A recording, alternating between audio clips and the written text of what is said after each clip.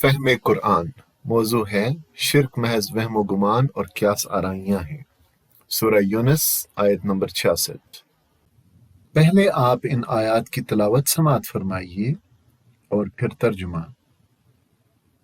اعوذ باللہ من الشیطان الرجیم، بسم اللہ الرحمن الرحیم۔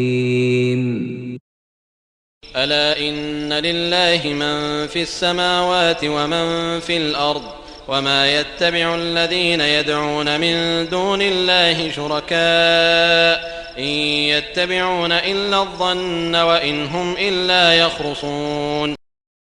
آگاہ رہو، آسمانوں کے بسنے والے ہوں یا زمین کے سب اللہ کے مملوک ہیں، اور جو لوگ اللہ کے سوا کچھ اپنے خود ساختہ شریکوں کو پکار رہے ہیں وہ نرے وہم و گمان کے پیرو ہیں اور محض قیاس آرائیاں کرتے ہیں۔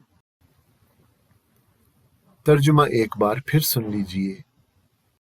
آگاہ رہو، آسمانوں کے بسنے والے ہوں یا زمین کے سب اللہ کے مملوک ہیں، اور جو لوگ اللہ کے سوا کچھ اپنے خود ساختہ شریکوں کو پکار رہے ہیں وہ نرے وہم و گمان کے پیرو ہیں اور محض قیاس آرائیاں کرتے ہیں۔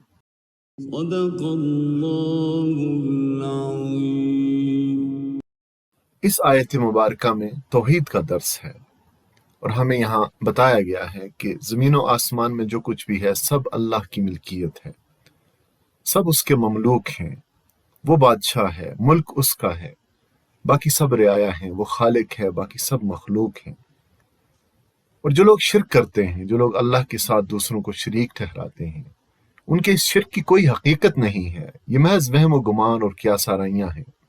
یعنی انہیں گمان ہو گیا ہے، انہیں وہم ہو گیا ہے کہ کوئی دوسرا بھی ہے جو اللہ کے ساتھ اس کی ذات میں، صفات میں، حقوق بندگی میں، اس کی بادشاہی میں، اس کے ارادوں میں، اس کے اختیارات میں شریک ہے، حالانکہ حقیقتاً ایسا کچھ نہیں ہے۔